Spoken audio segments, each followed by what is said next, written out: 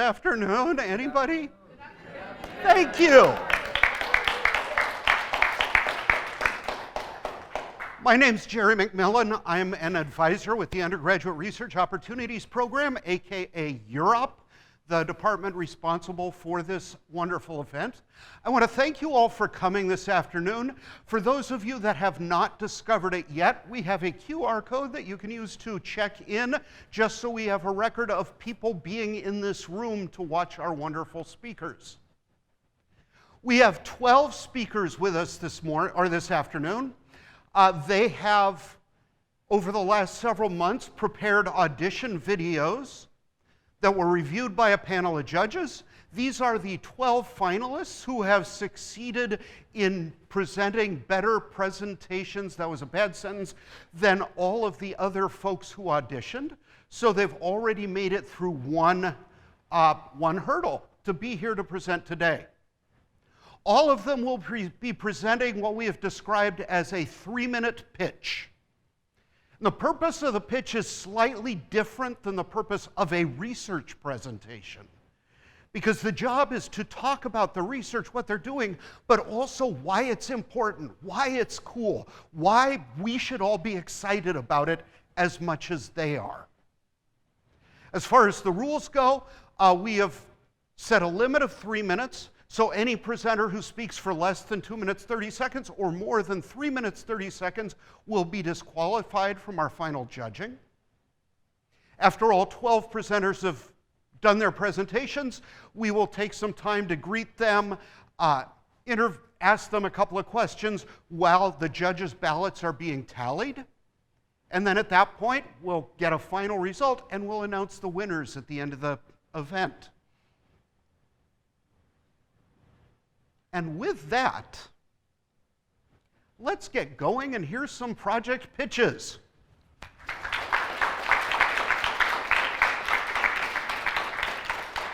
And because I always forget something, not because I need more applause, at the end of each presentation, I'm going to ask people to remain silent after the applause. We'll ask the presenter to sit down, and I'm going to ask for a minute of silence from the audience while the judges tally their ballots for that speaker, and then we'll move straight into the next speaker. At the end of the last presentation, I'll ask the audience, all of you, to remain silent until we've collected all of the ballots from the judges, just so they can have time to focus on what they're doing. So with that, pretend that I just said it's time to go, and it's time to get started. Our first presenter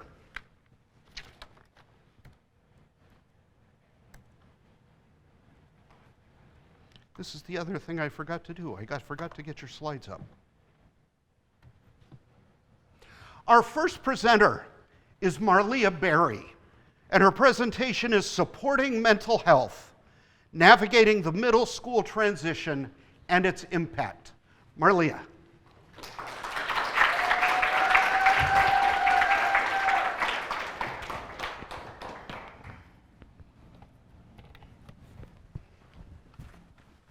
Let's take a quick trip down memory lane. How many of you remember your transition from elementary to middle school? Quite a few of you. Welcome. My name is Microglia Berry, and I'm a research assistant at UCI's Cypher Lab. Today I'm going to be discussing a critical but overlooked topic, which is the transition from elementary to middle school and its impact on mental health. So I'll be exploring some of these interventions and how it impacts student mental health and supportive intervention programs. Youth mental health has become increasingly important in our society today as it affects overall general well-being and future success. This transition brings fresh new social dynamics, academic pressure, and even higher expectations set onto these students that impact their mental health. So understanding these impacts are very essential to creating new support programs for our students.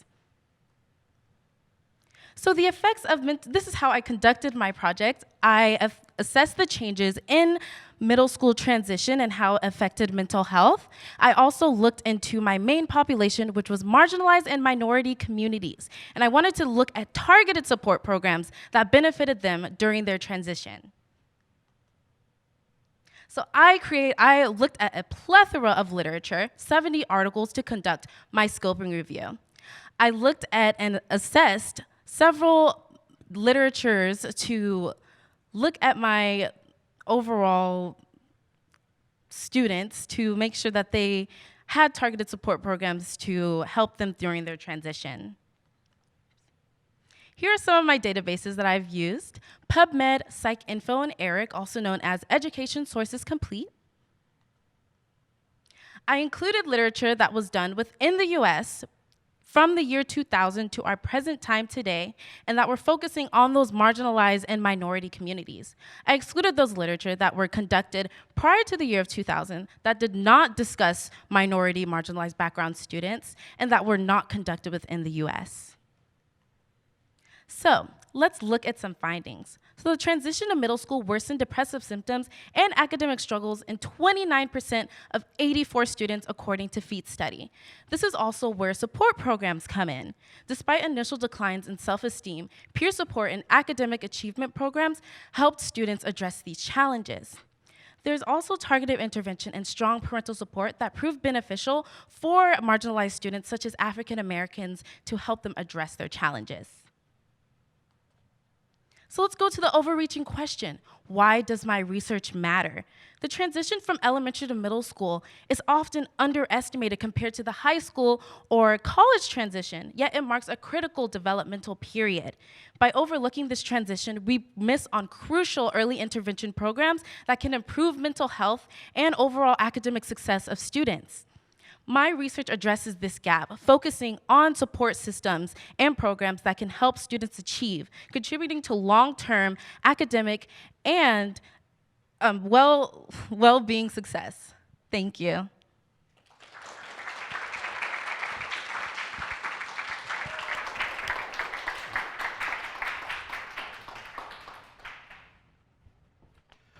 Our next speaker is Daniel Gaifman.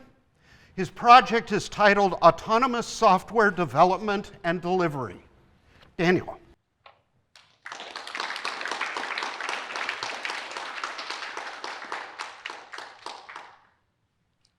Imagine a world where software development isn't constrained by human limitations, where AI can seamlessly manage an entire project from inception to delivery.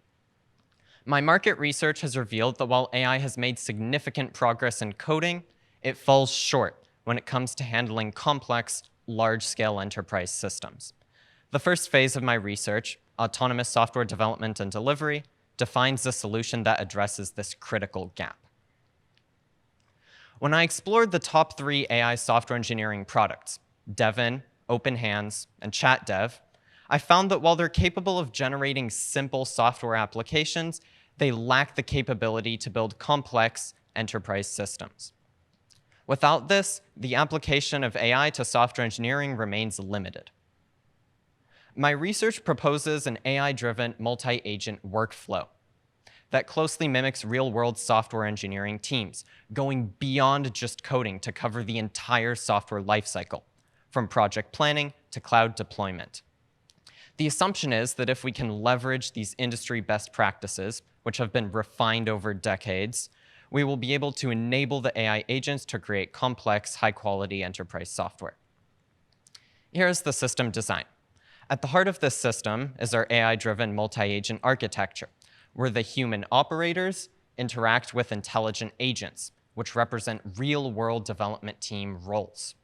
The intelligent agents can access executor agents to execute long-running tasks, such as run code, test code, and deploy code.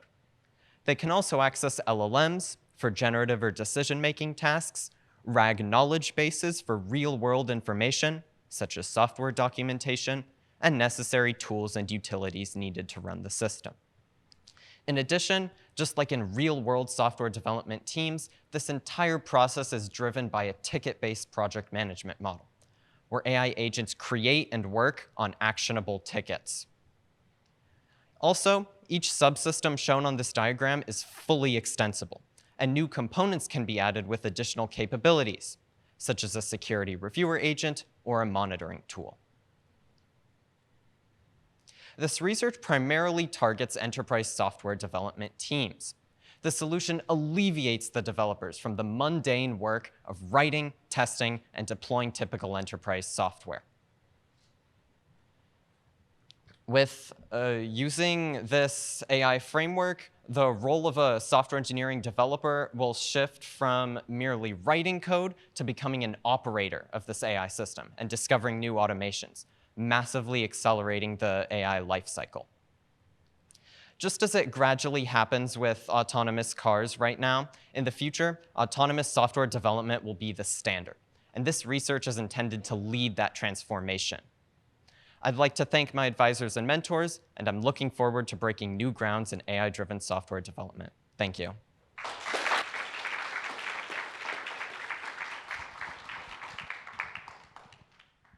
Our next presenter is Dia Garg. Her project is investigating the involvement of MRF4 in spinal and bulbar muscular atrophy. Dia.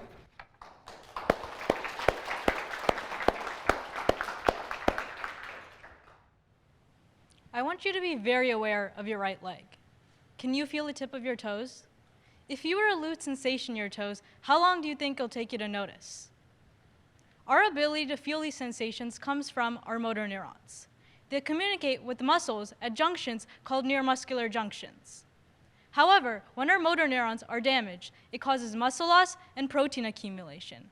This causes twitching and numbness in our feet and in our toes. Gradually, these symptoms worsen to our everyday activities. Imagine walking down the stairs and you cannot even feel your toes. How unnerving would that be?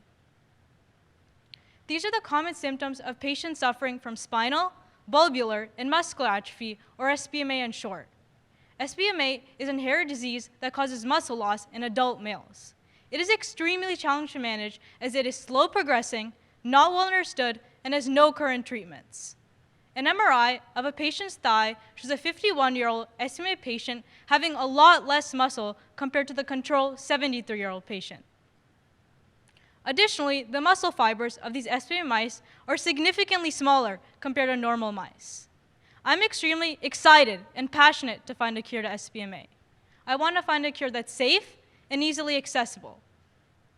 Now, to really understand what is even causing SBMA, we looked at the muscle genes of these pre-symptomatic SBMA mice. We found a change of many muscle genes, a few which can be seen on this graph. But which of these were truly important? Which of these was causing the disease? Through preliminary research, we found one that could be causing this disease. One, a much better number to work with. Researchers in Italy found that when they blocked MRF4, they saw muscle growth in normal mice. Now let's break this down. Think of our muscles like a car. People who don't have SBMA have a healthy balance between the brake pedal and the gas pedal. The brake pedal causes muscle loss, and the gas pedal causes muscle growth. In SBMA patients, we believe that MRF4 acts like this brake pedal that's stuck down and tips this balance. This causes uncontrollable muscle loss. Therefore, we hypothesized that by removing this brake pedal or blocking MRF4, we should restore balance and see muscle growth. To look into the effects of MRF4, we blocked MRF4 by 70% in muscle cells in a dish. Through this reduction of MRF4, we saw a reduction in the protein that causes SBMA. This can be seen when comparing the lighter bands on the right to the darker bands on the left. This shows promising evidence that MRF4 is indeed involved in SBMA. Unfortunately, we weren't able to assess the muscle size of these muscle cells because they don't really grow and shrink like real muscle. However, my future work at this lab consists of blocking MRF4 in mice to assess muscle size. If this is shown to be effective, we can develop therapies so everybody can keep feeling their toes. Thank you.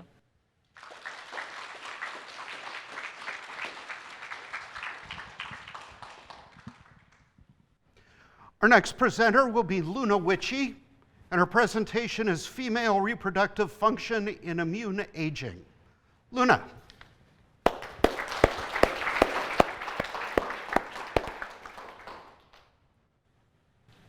Take a deep breath. I hope that doing so is relaxing and that you're healthy. It's so often that when we're healthy, we take it for granted. But when we're sick, it's unignorable, and every moment reminds us that we're not at our best. When we're sick, it's so much harder to focus on the little things, to be productive, and it endangers our lives. Unfortunately, there's no surefire way to avoid sickness, especially as you get older. With old age, the function of your immune system begins to fluctuate. Your body is more likely to harm itself as it tries to fight invaders, while at the same time is getting much worse at reacting to never-before-seen germy threats. Excitingly, in my lab, we may be unraveling the thread to a promising solution. We know that a certain type of carbohydrate on the surface of particular types of white blood cells increases in branching, like a tree, as we get older. When there is less of this carbohydrate branching, there is better immune response. To investigate this, we took blood from mice and humans, and we saw that there was greater carbohydrate branching on the surface of these white blood cells in older individuals, and especially in older female individuals. This led us to investigate the difference between older female individuals and older male individuals. We found that in older female individuals, there's a rapid reproductive decline relative to male individuals. This led us to develop our hypothesis. Our hypothesis is that the female reproductive function in old age contributes to regulating this carbohydrate branching. To test this, we simulated the loss and the recovery of female reproductive function in mice. In our mouse experiment, the loss of female reproductive function, which was simulated by removing the ovaries of old mice, resulted in high carbohydrate branching. This supported our hypothesis, and even more excitingly, the recovery of reproductive function in these old mice, which was simulated by transplanting a young ovary into an old mouse, brought this carbohydrate branching back down. And remember, low carbohydrate branching is associated with better immune action, a better immune function. So this supported that there is something about the female reproductive function that was able to regulate this carbohydrate branching. And we hope that by continuing to investigate and isolating these variables, we can control them so we can control this carbohydrate branching and therefore be able to re-energize our immune system as they begin to struggle. This project has been immensely impactful in my development as a scientist and super motivating to continue.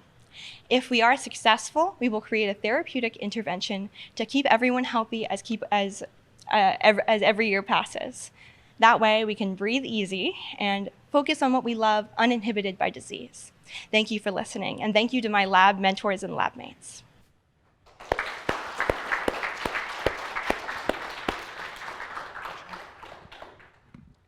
Our next presenter is Antonio Lee. His presentation, The Rich Legacy of African American Art Songs. Antonio.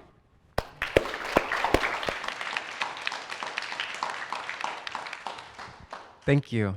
When you think about classical music, do you think about African American composers? Chances are probably not, and that's unfortunate because there's such a rich and empowering, beautiful legacy from African American composers in classical music. So to start off, we're talking about art songs today, and that's basically music that is set to the text of poetry.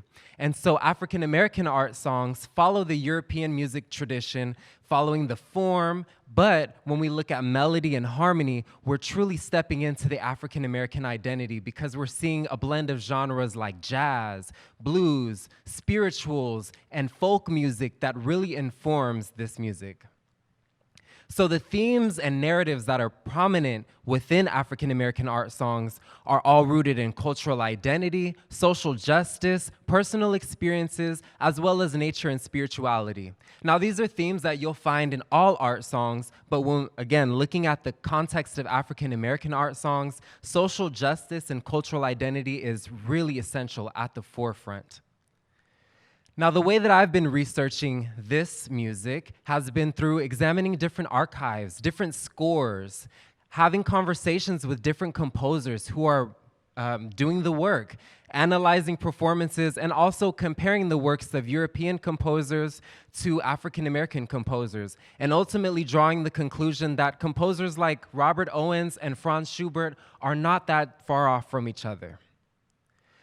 Speaking of Robert Owens, this is a list of prominent African American art song composers. They have all made a significant impact on me and the work that I've done, especially here at UCI.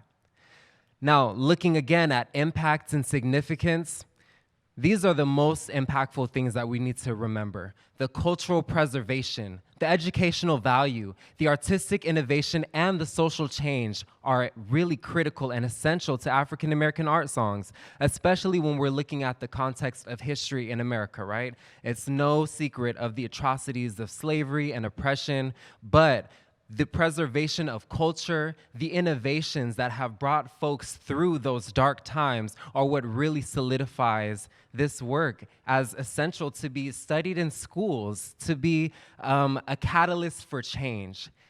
And today, I thank you so much for listening to this presentation. My name is Antonio Lee. I am a music major here at UCI, and I've been doing this work under the direction of Daryl Taylor here at UC Irvine, and it's been such a transformative experience, especially as a music major studying classical music, finding my own place, finding my own history within the context of this work has been really revitalizing, energizing, because there's nothing like being in a program that you feel like you're not really a part of. But doing this research and seeing myself, seeing stories that I can relate to in these works have made all of the difference. And I thank you so much for listening today.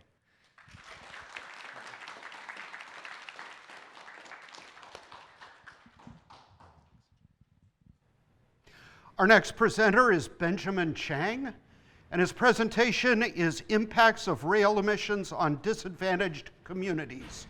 Benjamin.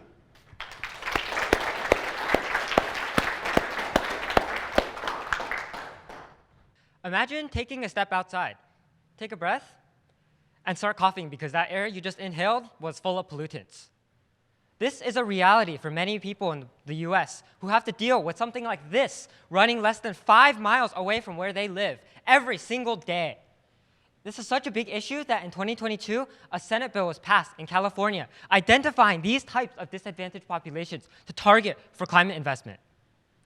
Many of these areas are located along rail lines and not freeways or roads, because while cars and trucks have been rapidly adopting zero emissions technology, trains have not. The fundamental problem here is a lack of developed technology and high short-term costs associated with implementation. So how do we solve this? Well, first, we need to understand what zero emissions means for these disadvantaged populations, to understand why these benefits are worth the high economic costs. And so my research proposed a methodology to address those 2 points. So the city of Barstow, California in the Mojave Desert was chosen since it was home to one of the largest rail yards in the western United States and had communities that were heavily burdened by rail emissions. So how do we calculate rail emissions in Barstow? Well, first off, a camera on site would capture footage of passing trains, and a classification model would identify each rail car on that train. On the right here are a couple examples of different types of rail cars. And so from this data, we can obtain the weight of the entire train, which is directly related to emissions. While the rail cars themselves do not produce any measurable emissions, they do contribute to the total weight of the train, which causes the emissions produced by these locomotives to increase overall.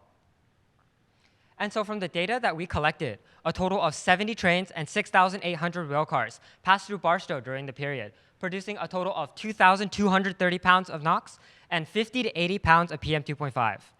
PM2.5 refers to particulate matter that is less than 2.5 micrometers, which is very easily inhaled and can cause a variety of health risks.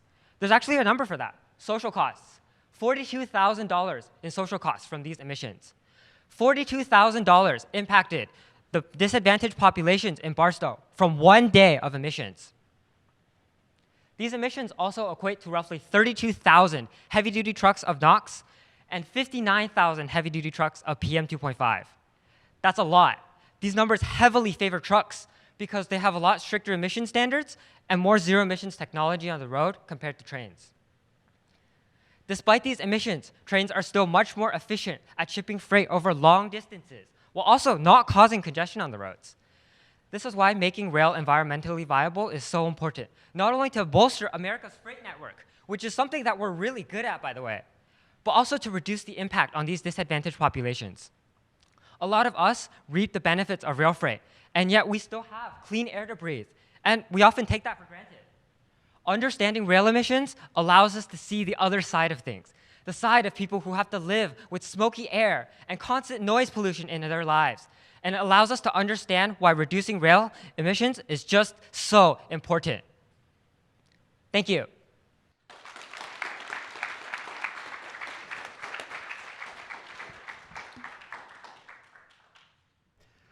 Our next speaker is Vanon Nguyen, and her presentation is Bioprinting Skeletal Muscle with Human Pluripotent Stem Cells. Let's welcome Vanon.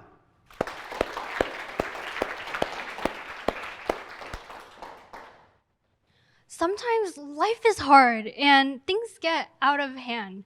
Little did I know that I would see my loved ones be affected by hands that were bent and swollen and end up volunteering at a hospital where many of the elderly were deemed fall risk. Now, through inquiries, I found out that the degeneration of skeletal muscle, the muscle that attaches to your bones and aids in your daily movements, is associated with conditions like arthritis, as seen in my family members, as well as sarcopenia, as seen in the elderly patients. In these conditions, skeletal muscle mass significantly declines with age. Now, that leads us to my research, where our goal was to build a skeletal muscle model such that we would be able to constantly test what was going on in these diseases and ultimately develop treatments for them. In these conditions, while existing cell culture models had cells growing in two-dimensional cell culture plates, these cells often detached from experimental surfaces, and we wanted to find a better way to mimic the attachment found in a three-dimensional human body. And that was by using the BioX bioprinter. Now, how does this bioprinter work? Similar to a normal printer, which takes in ink and outputs colored pieces of paper, the BioX takes in mixtures of polymers and bioinks, otherwise known as hydrogels and polymers, and it outputs our skeletal muscle models. Now, first we needed to consider if we're going to print cells in this bioink, and we wanted to make sure that they're able to grow and survive in this bioink over time. So by counting cells embedded into the bioinks of these different time periods, we found that the cells increased in number after maintaining them for 20 days as opposed to a 6-day period, indicating growth. Now, before we bioprint the skeletal muscle, however, we also need to design it. Designing often involves multiple softwares such as G-code programming, Adobe Illustrator and Blender, as well as CAD 3D modeling software. Now, this is what some of our sample prototypes look like. On the left, you can see a test design for skeletal muscle, while in the middle and the right, you can see some of our attempted hand models, incorporating skeletal muscle stem cells as well as fibroblasts or connective tissue cells. As you can see, the BioX's potential is absolutely incredible. Not only do we have one output, but we have up to 3 outputs at once here. This implies the bioprinter essentially has the potential to print multiple structures, such as muscle on one, bone on another, as well as vascular networks on the third of its 3 outputs to create a complete hand with one machine. Now, why might this matter to everyone? Well, the sad reality is things may change as we all age. Arthritis is real, sarcopenia is real, and we're hoping to aid in treatment development with a model that consistently mimics these diseases, all without having to use real patients. By conducting this project, we ultimately hope to overcome these challenges by creating a model that can lend a helping hand to all. Thank you.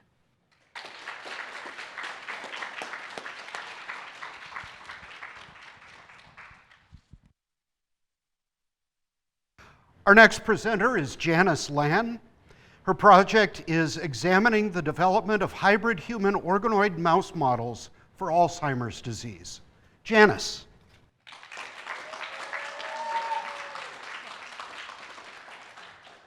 Good evening, everyone. Envision a world where Alzheimer's no longer steals memories. Today, I'm excited to share research that brings that one step closer to a reality.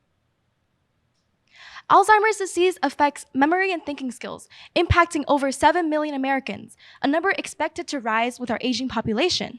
However, despite decades of research, current models can't capture the brain's complexity, so studying the progression remains challenging. We're using an innovative approach called stem cell differentiation. Stem cells can differentiate into any cell types. Through stem cells, we differentiate into 4 brain organoids, which are clusters of human brain cells that organizes like the human brain. Organoids are 3D versions of human tissue that mimics the human brain. They bridge the gap between animal models and human biology while meeting ethical standards. This opens up doors and avenues for personalized medicine. On day 0, we place these stem cells into wells that are shaped like triangular prisms. The shape of these wells help the cells adhere to each other and create spheres. By day 6, these stem cells form spherical organoids. Here are what they look like under the microscope. You can see that the stem cells are forming spherical clusters, and this is a promising confirmation of early development. Our goal is ambitious but necessary: to create a human model system for Alzheimer's disease that could accelerate the discovery of effective treatments. We use CRISPR-Cas9 to introduce mutations into the stem cells. We have both control cells as well as mutations that promote tau buildup or amyloid beta production, which are traits of Alzheimer's disease. We only introduce the mutations that we want our organoids to express. After the stem cells differentiate into organoids, we plan to transplant them into host mice. These are images that showed stained organoids, which we use to track cell development. At day 25, we can observe neuronal rosettes. These are primary developmental structures in the brain. From day 75 to 150, we observe the formation of other cell types. By day 150, cell type layering indicates human brain development.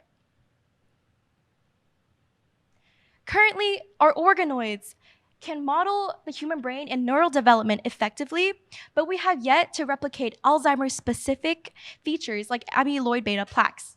This is crucial for testing therapies, and we're eager to tackle this next. Organoids lack blood supply and aging traits. Therefore, transplanting them into host mice could provide the environment to overcome these limitations. Our research holds the potential to transform our understanding of Alzheimer's, offering hope to millions impacted by this devastating condition. I'd like to thank the UROP Lab in Europe for this opportunity. This journey has deepened my understanding and commitment to making an impact in this field. Thank you for your time.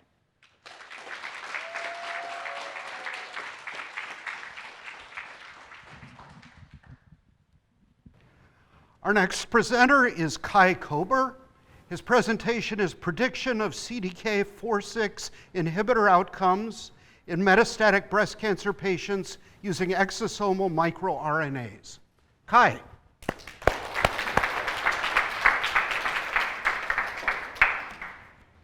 Cancer. It is unfortunately a disease that has affected all of us, be it through our own experience, a family member, or a friend. Breast cancer alone accounts for 1 in 3 of all new female cancers annually in the US, and a common treatment for this are CDK4/6 inhibitors. However, patients sometimes develop resistance to the treatment, and it is not understood why that is. Exosomal microRNAs, being mediators of cell-cell communication, could play a key role in the regulation of treatment response and resistance. And by investigating further into exosomal microRNAs and their associations with treatment outcomes, we can further our understanding of their underlying mechanisms.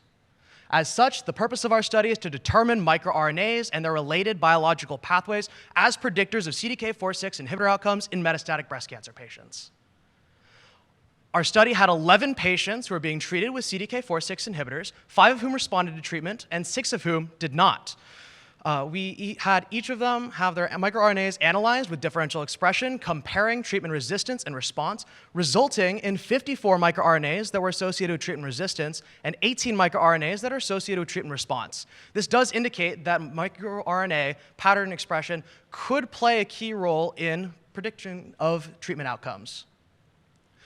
We then made a network analysis of microRNA gene target relationships, and from there took those target genes and identified pathways that were enriched by them through an enriched pathway enrichment analysis to find pathways that were associated with our treatment outcomes. With these pathways in mind, we found a review paper that proposed several mechanisms of resistance to CDK4/6 inhibitors. While comparing these, we found that while there weren't any that were associated with treatment resistance, there were 3 that were associated with treatment response, showing that there are actually many pathways that are associated with and support the proposed mechanisms of resistance. Here we have a comparison of microRNA network instructions showing the interconnectivities of our microRNAs in the blue boxes, interconnectivity to their gene targets in the purple dots. As you can see with our treatment response on the left, there are many more connections than that of treatment resistance on the right, possibly explaining the 3 mechanisms of resistance that were exclusive to treatment response. In conclusion, our study has shown that pathway analyses of our microRNAs has supported several hypothesized mechanisms of CDK4/6 inhibitor resistance. As such, we have demonstrated the feasibility of using exosomal microRNAs as predictors of CDK4/6 inhibitor outcomes in metastatic breast cancer patients. This is huge for the field of precision medicine in particular because we can find patients who are more likely to respond to treatment better and help them manage their cancer faster. Future studies could utilize a larger patient sample size and therefore potentially more differentially expressed microRNAs for more conclusive results in the future. Thank you to all the patients who participated in this study, as well as Dr. Chan and others who helped mentor me through this project. And thank you for listening.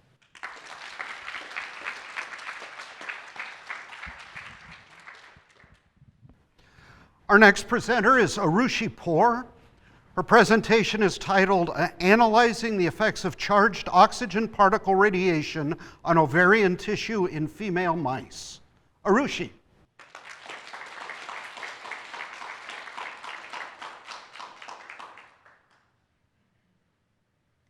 Remember the first time you heard about or saw the moon landing? That moment marked one of the greatest innovations in humankind, space travel.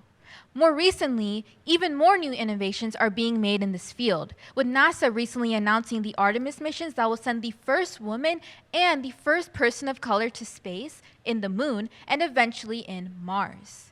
But one thing that hasn't been largely considered within this mission is the effect that going on deep space missions has on the female reproductive system, which is exactly what I'm addressing in my research funded by NASA. So right now, we are protected from harmful radiation due to the magnetosphere, which is essentially Earth's protective magnetic field. But when you leave the magnetosphere, such as when astronauts go on deep space missions, they are susceptible to harmful radiation, specifically galactic cosmic radiation, which is caused by events such as galaxies colliding and emitting harmful particles. My research focuses on the emission of oxygen ions specifically, and I hypothesized that if a female mice were to be exposed to these oxygen ions, then they would experience a loss in ovarian follicles, which is indicative of radiation. In order to conduct my research, I used a microscope to analyze ovaries from mice that were exposed to these oxygen ions at 3 months old, and then their ovaries were collected 14 to 15 months after exposure. And I was blind to the treatment group, but there were a few key things that I looked for to see if the ovary was indeed irradiated or not. The first thing I looked for was the presence of ovarian follicles, which are small sacs in the ovary that can grow and mature to form an egg. I looked for healthy follicles as well as dying or atretic follicles because those can show signs of radiation.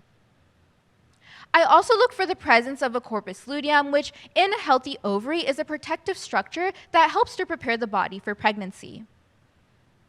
Lastly, I looked for the presence of the egg in the oviduct, which is the tube in which the egg passes from the ovary. These are my counts for an ovary from a mouse that was irradiated with oxygen ions and a mouse that was not irradiated with oxygen ions. As you can see, the purple graph shows the mouse that was irradiated with the ions, and there is very much more of the dying or atretic follicles present compared to the pink graph, which shows the mouse that has no irradiation. Along with that, here's a side-by-side comparison of an ovary that was irradiated compared to an ovary that was not irradiated. As you can see, there are many clear visual differences. I still have a few more animals to count and a few more years left for this project, but I am already so excited because I can see where my research is going. It's going to provide foundational research to prepare preventative treatment for deep space travels. So whether that be an astronaut traveling to space or a citizen in the near future wanting to go to space travel, they are able to travel to space without having to worry about compromising their health. Thank you so much.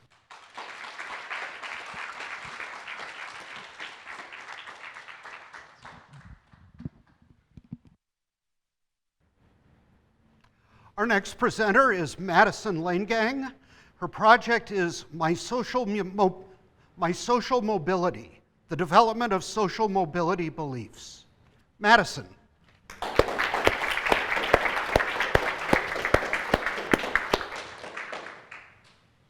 Consider the American dream, our national ethos, in which we tell individuals that there is economic success for all, and it is often associated with upward social mobility, or the ability to increase your income, job prospects, and education level. But the reality is, the poor are staying poorer. In fact, in the 1940s, where children entering the workforce, 90% of them made more than their parents. In 2016, it was only 50%.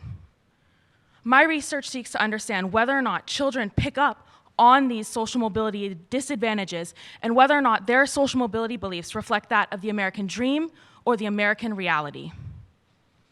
Now, why is this research important? Well, there is previous research to suggest that how a child perceives their current social mobility beliefs and the opportunities they have play a direct role in their motivations and future decision making.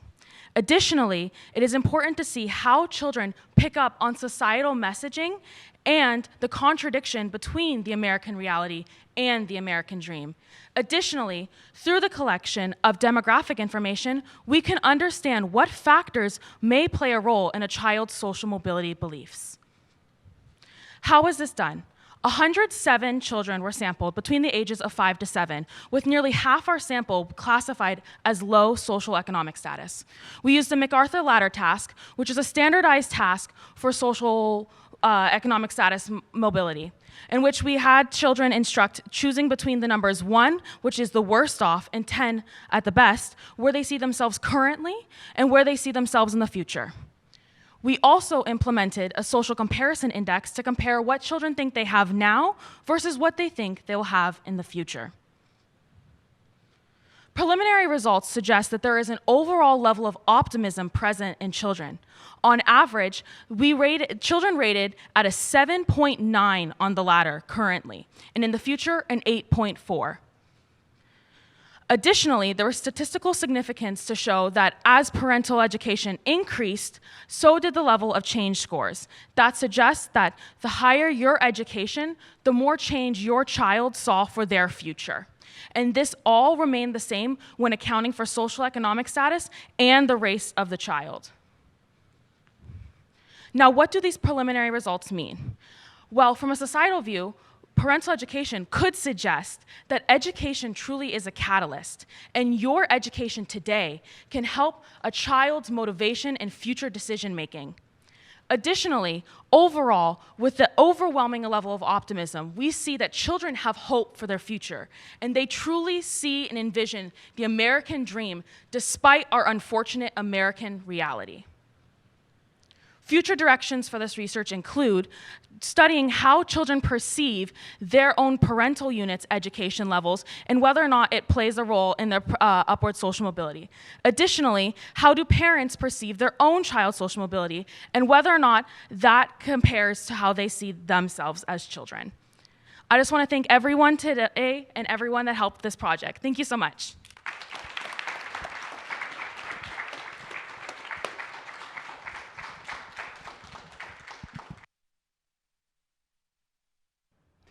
Our next presenter is Olivia Yoshi.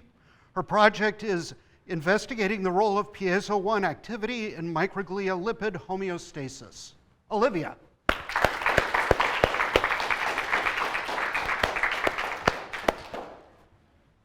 By the age of 65, 10% of people are expected to develop Alzheimer's disease.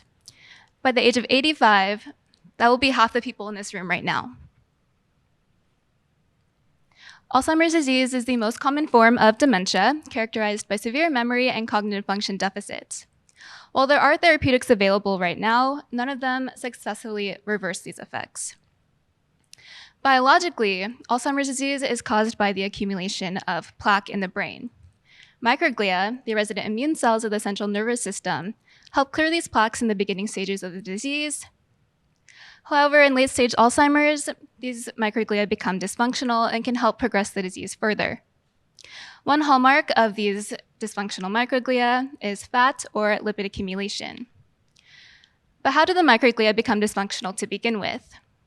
Interestingly, while the brain is the softest organ in the human body, these plaques are as stiff as glass. This brings me to piezo-1, a mechanosensor that can detect these changes in tissue stiffness. I aim to link piezo-1 activity with dysfunctional microglia fat accumulation. My project uses both mouse and human microglia with and without piezo-1. These cells are dosed with various concentrations of yoda-1, which is an activator for piezo-1, and are subjected to different substrate stiffnesses. These cells are then analyzed using both microscopy and Western blotting.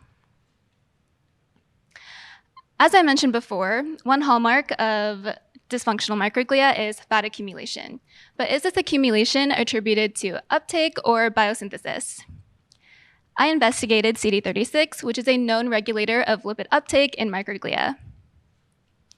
This Western blot shows its expression level with an increasing dose of yoda-1. The band intensity correlates to the amount of CD36 present in the sample. I found that an increase in yoda-1 leads to a subsequent decrease in CD36 expression.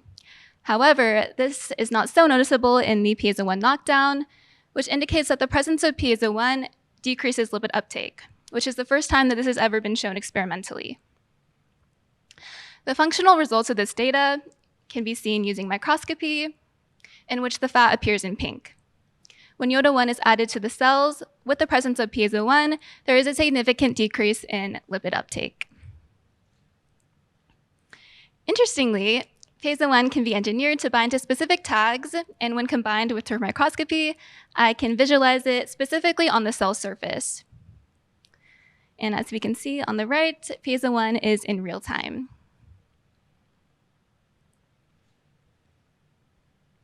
While there is still so much research to be done in this field, our findings do indicate that piezo-1 activity plays a significant role in microglia lipid biosynthesis.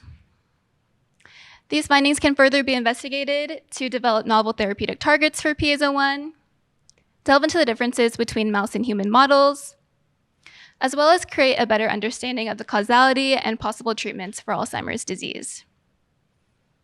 And with that, I'd like to thank the members of my lab and our collaborators, and thank you so much for listening.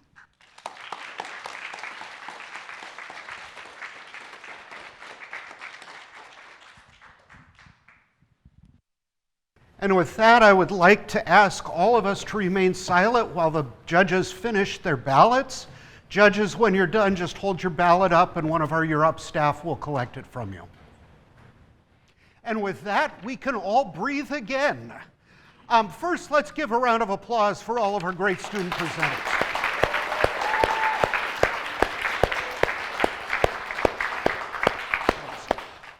As we move on, I'd like to introduce the director of UROP, Sharon Parks.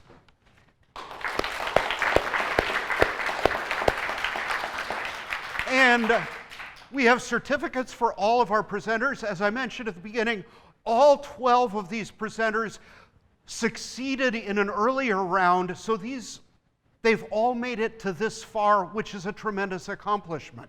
So I'm going to invite, as we call their names, each of them to come up. We'll give them a certificate, then stay up here, and I'll have a question for each of you. But in speaking order, Marlia Berry.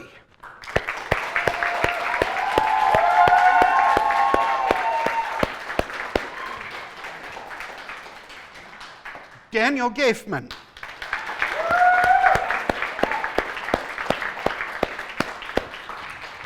Dia Garg.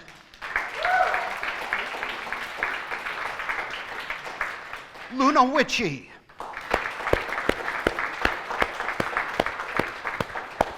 Antonio Lee. Benjamin Chang.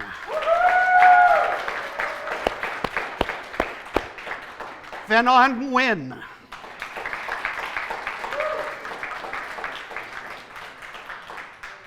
Janice Lan.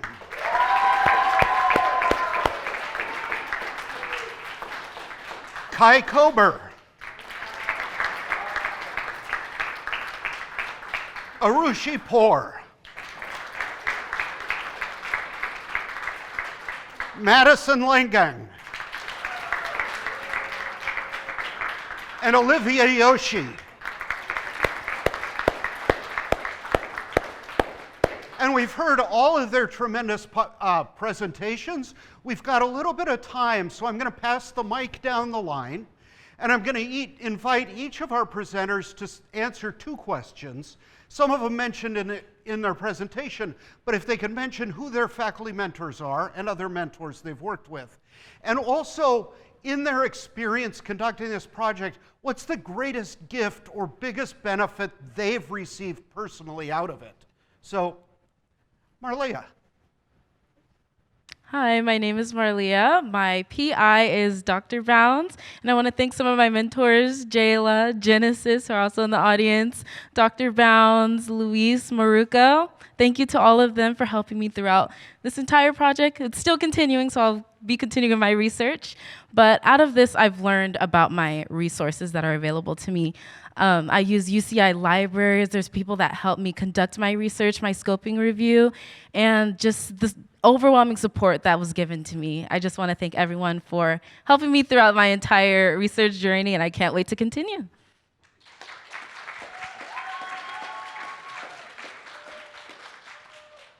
Hi, my name is Daniel Gaifman. My faculty mentor was Chen Li from the School of ICS here, and I want to thank him as well for helping me so much with this presentation.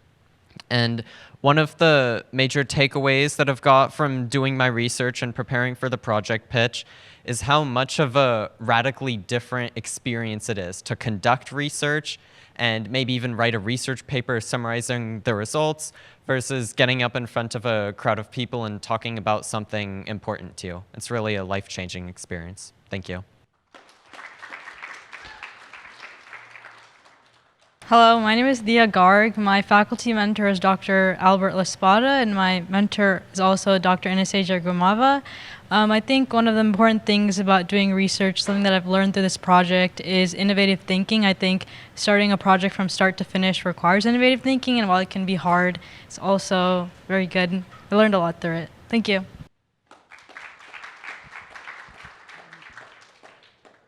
Hello, my faculty mentor is Dr. Microglia, and I want to thank everybody from the lab. I think the best thing that I got from this project and just being in research in general is understanding scientific inquiry and applying it not just in science in my research, but like every aspect of my life. It's been so useful, it's been so helpful, and I feel like my life is made better with it.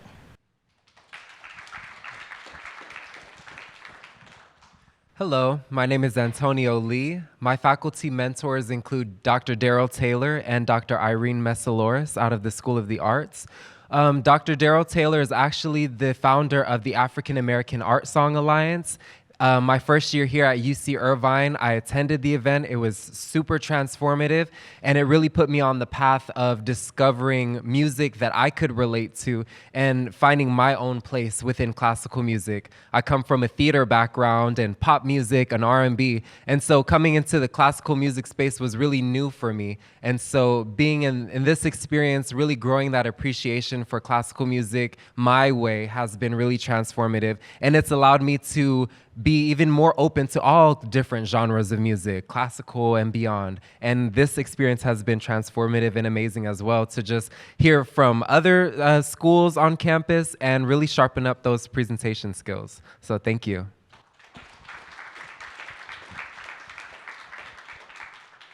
My name is Benjamin Chang. My mentors include Professors Stephen Ritchie, Andre Tak, and Guo Liangfeng. And one of the big takeaways I learned from research was, initially when I started, I really had no idea what I was doing, especially a lot of the tasks. And it was thanks to a lot of the mentors that I worked with that helped me guide through those tasks one by one. So thank you. Hi everyone, my name is Vinon Nguyen, and my PI was Dr. Michael Hicks from the School of Medicine. I'm really grateful to have just been able to learn throughout this process. I'm starting bioprinting from the ground up. Day one, I didn't even know what a paper was. I didn't even know what a bioprinter was. I had no idea what engineering even was, up until the point where I started in this lab and started learning all of these skills. I'm incredibly grateful to have been able to learn not only from my mentor, but from all of the students in the lab, from all of these presenters over here. Their research is super interesting, and I'm really excited to just continue learning more. So thank you so much for being here to listen to all of our stories and to listen to all of our anteater journeys, as you can see from my presentation earlier. And so just with that, thank you so much, and I'll hand it over to the next.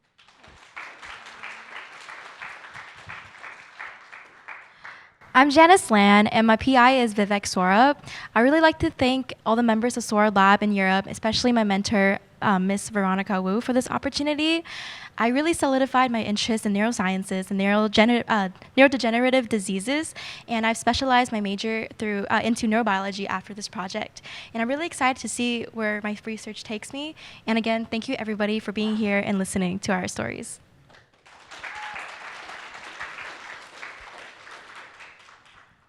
My name is Kai Kober, and my PI is Dr. Alexander Chan. I'd also like to thank the rest of the Chan lab, mainly Quinton and Julia, for helping me out with this research.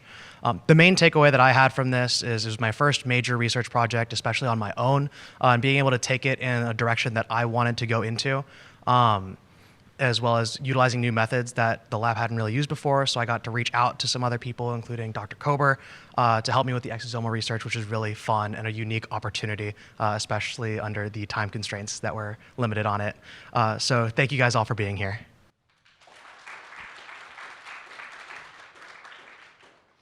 Hi, my name is Arushi, and my PI is Dr. Luder, and my graduate student mentor is Kathleen Leon. And I think my main takeaway from this research that I'm doing is I honestly never thought that someone like me could do such interesting and impactful research and really make the impact that I'm seeing. So I'm just really glad for my lab for, taking a chance on me and letting me in, because I'm just every day when I go and do my research, I'm so happy and I'm in awe of what I'm contributing to.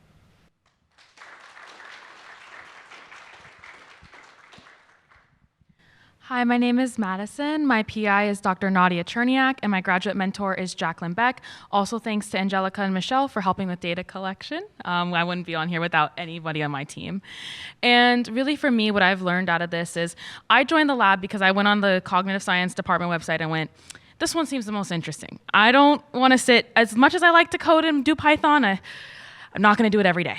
And I truly learned to love and get to know how children think and get to see the brighter future that we have, because sometimes being an adult gets so down in the dumps. And with children, you get to really see that there is a brightness in our world.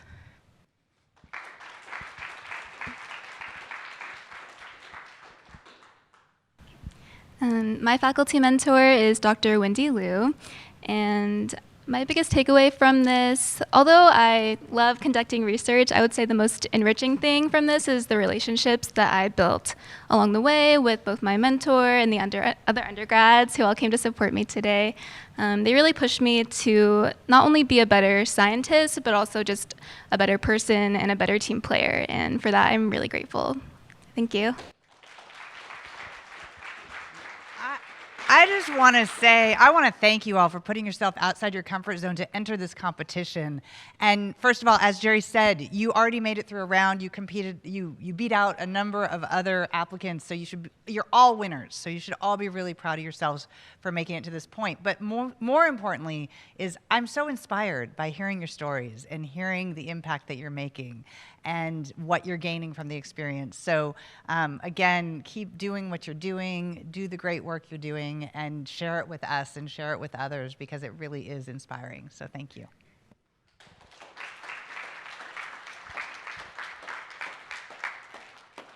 And with that, I'm going to ask our presenters to have a seat again. while we conduct a little bit more business and wait for our ballots to come back in. I want to thank some other people without whom this evening could not have happened the way it has. We have a special gift for each of our judges. I'm just going to read your names, and if you could stand up, Sharon will hand it to you. And you don't have to stay up after you get your gift. I'll move on to the next one. We have judges from a variety of areas around our community. First of all, a community member who's been active in supporting UROP, Z. Abraham.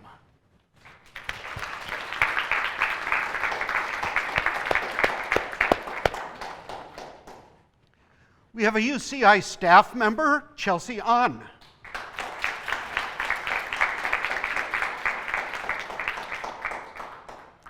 UCI faculty member, Dr. Subrata Sabui.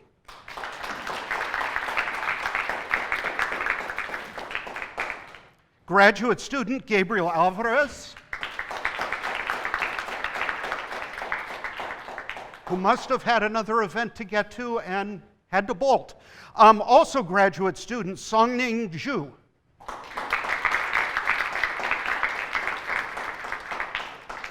And graduate student, Kenneth Arnold.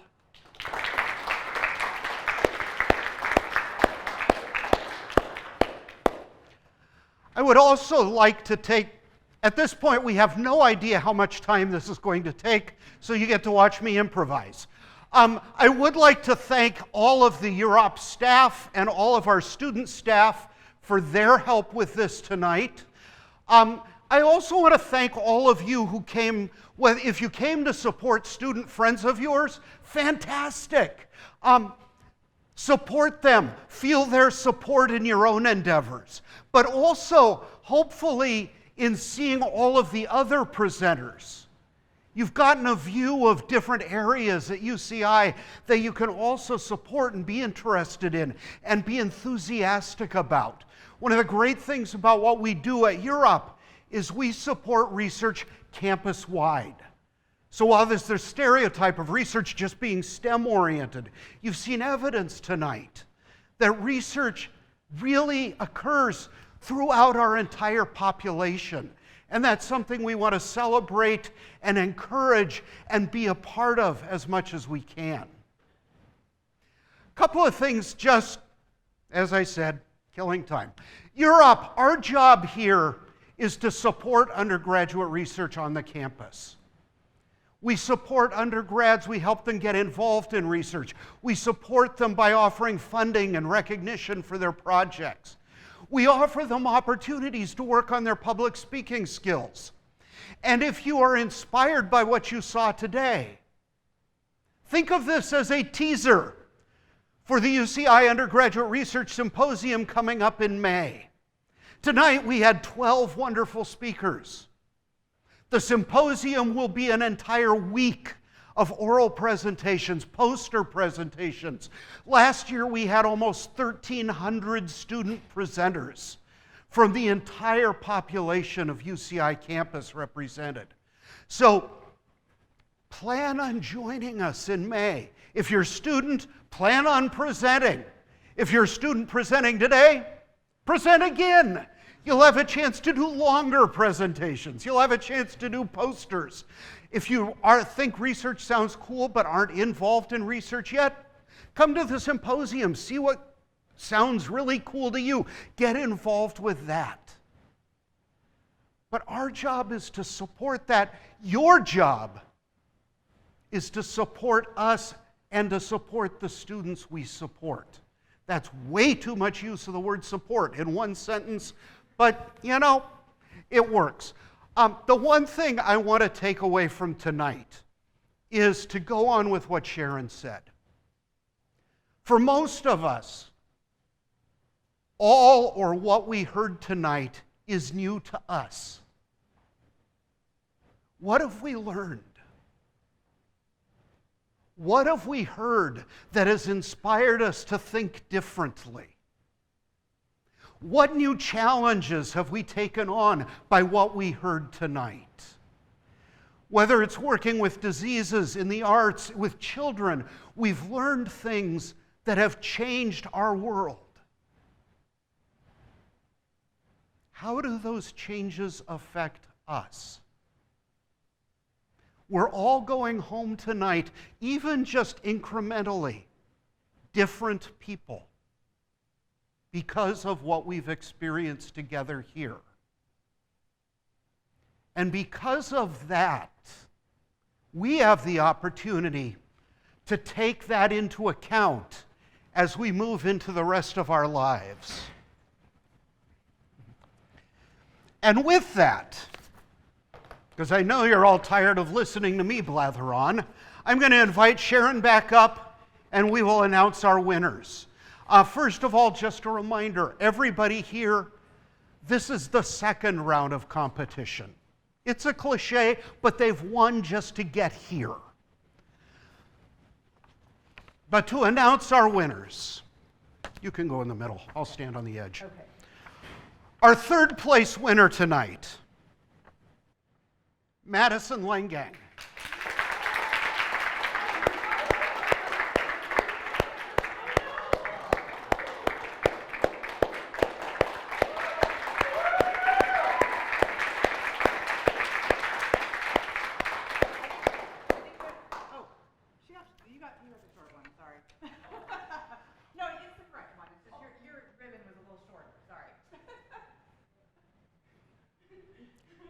Our second place winner, Dia Garg.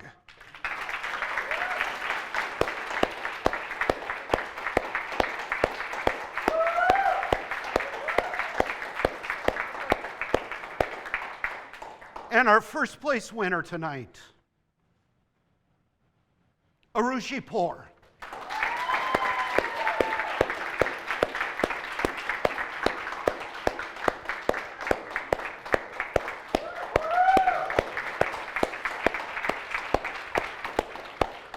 And with that, I would again like to thank all of you for coming. I invite everybody to stick around, talk to our student presenters. Students, if you want to talk to the judges, now that you know who they are and you can't influence them further, I invite you to do that as well. And definitely plan to stick around and take pictures.